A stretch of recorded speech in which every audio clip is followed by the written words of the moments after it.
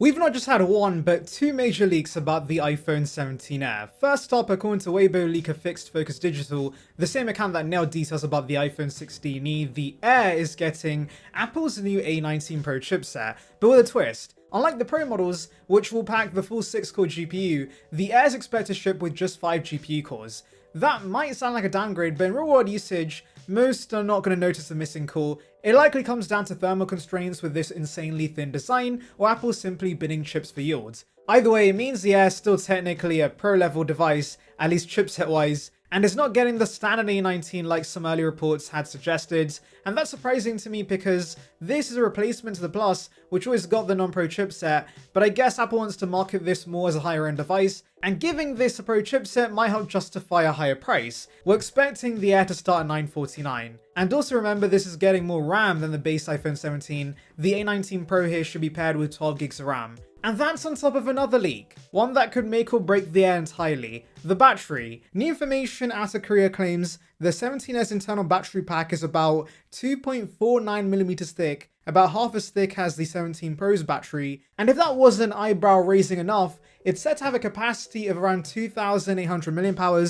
making it one of the smallest batteries in a flagship iPhone in years. The last time we saw an iPhone with that kind of mAh was the iPhone 13 mini and the iPhone 12, and those weren't known for all-day battery life unless you use them very lightly. This leak comes from the Korean Naver blogger Yuke's1122, who has a decent track record. They even posted a side-by-side image showing the Air's wafer-thin battery next to the chunkier Pro version, really driving home how extreme the difference is. The blog also was the first to claim the Air's capacity figure, which is now being backed up by Chinese leakers who say it will be under 3,000 mAh.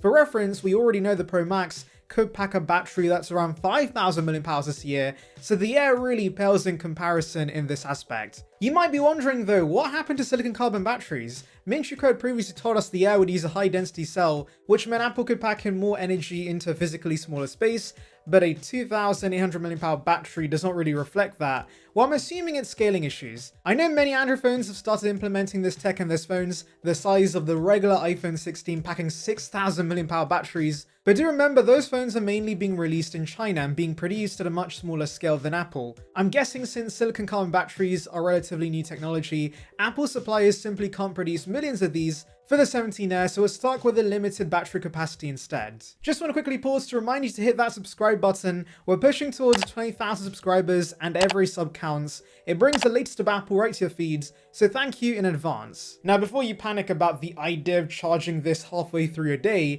Apple has a trick up its sleeve: AI. Because apparently AI can fix everything. iOS 26 has a new adaptive power modes powered by Apple Intelligence that's supposed to learn your habits and optimize power usage over time. Think of it like a personalized battery strategy, dimming the screen sooner when it knows you're mostly reading, capping background activity if you're always checking certain apps at a certain time, and even scaling back the refresh rate if you're just scrolling static pages. So in theory, iOS should be able to use every percentage of battery life efficiently and optimize the usage. In theory, that is. Because here's where the story gets messy. The information's Wayne Mars reported that internal testing shows only 60 to 70% of iPhone 17 Air users will be able to get through a full day of usage without charging. For context, Apple usually aims for 80 to 90% in that metric, and when Apple themselves is bracing for shorter endurance, you just know it's going to be noticeable for some users. That's why Apple's reported backup plan is to release a new battery case alongside the Air.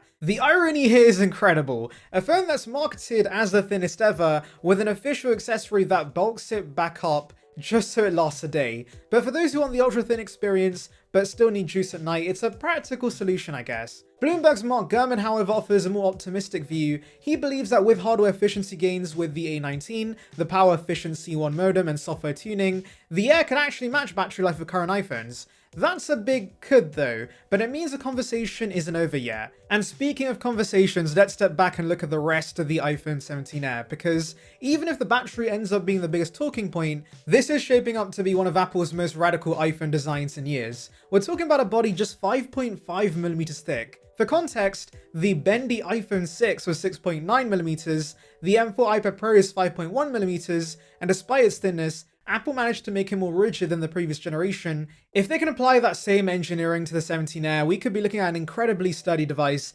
despite its slim profile. And at just 145 grams, it's going to feel unbelievably light. That's lighter than the iPhone 14, lighter than the iPhone 10, and in the same territory as the iPhone 13 mini, which was already considered featherweight in modern smartphone terms, and do remember that's a much smaller device. The display size for this is rumored to be 6.6 inches, neatly between the regular iPhone and Pro Max. This would make it the perfect sweet spot for those who want more screen without the hand-stretching ergonomics of the Max models. Now, because Apple's obsessed with making this thin and light, some sacrifices had to be made, and one of them is in the camera department. The Air is expected to only have one rear camera, a 40MP main lens, no ultra-wide, no telephoto. On paper that sounds like a downgrade, but think about how you use your iPhone. The main lens is your go-to 90% of the time, and with a 40MP sensor, you can still get lossless 2x zoom by cropping the sensor. Unless you rely heavily on ultra-wide shots, most won't feel much of a loss here in my opinion. The real twist is the design of that camera module. Since there's only one camera, Apple can't use the familiar stovetop triangle arrangement, and it also won't be as plain looking as the 16e. The 17R's leaked backplate shows a pill-shaped horizontal module pushed right to the top of the device.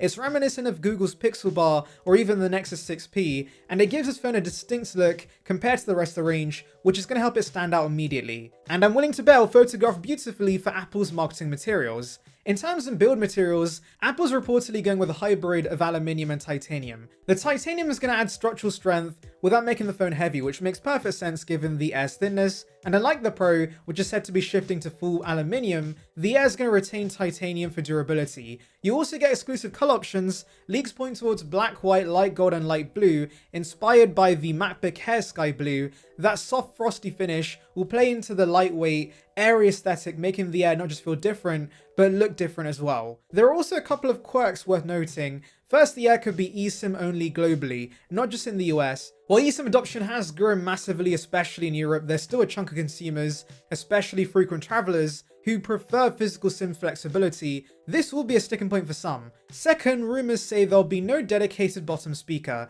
Instead, the earpiece is going to double as a mono speaker. That's unusual for Apple, who usually prioritizes stereo sound, so I'm curious to see if they've engineered something clever to make the mono speaker sound not too bad. We've heard about vapor chamber cooling coming to the Pro models this year, but given the Air's slim form, it probably won't have the space for that. Instead, we might see a copper heat spreader similar to the one in the M4 iPad Pro to manage thermals. And here's a pleasant surprise, the selfie camera is getting a huge jump to 24 megapixels. We haven't seen a megapixel increase on the front-facing camera in years, so this will be a welcome upgrade for FaceTime, selfies, and content creation. Display-wise, sources do suggest Apple's finally giving us 120Hz Pro Motion on a non-Pro iPhone. That alone will make the Air feel much more premium in terms of daily usage, especially for scrolling and animations. Apple might still reserve the always-on display and peak brightness for the Pro models, and honestly, I wouldn't miss the always-on display given how much battery it can drain. Now let's circle back to the battery one last time, because this really is the elephant in the room. The 17R's appeal is all about thinness and lightness, and that's going to resonate with a certain kind of consumer, the one that values portability and aesthetics above everything else. For them, a smaller battery isn't a deal breaker, but for everyone else who needs guaranteed all-day endurance, it might be a hard pass unless they're willing to use the battery case. Apple's clearly targeting a niche here, a group that's less about how long will this last and more about how it feels in my hand. And that's not a bad thing. Smartphones have matured to the point where different priorities can exist without every device trying to be everything to everyone. But is the market for the Air big enough? That's the question in my mind right now. So what do you think? Would you take a 2800 mAh battery if it meant owning the lightest, thinnest iPhone Apple has ever made? Do you trust adaptive power mode to keep you going all day? Or would you rather have a few extra millimeters of thickness for the comfort of knowing your phone won't tap out at 7 PM? Let me know your thoughts in the comments, and while you're there, hit that subscribe button. It's totally free, it supports the channel, and it means you won't miss any of the latest iPhone 17 updates, iOS 26 deep dives, right up to launch in September. Thanks for watching, and I'll see you in the next one.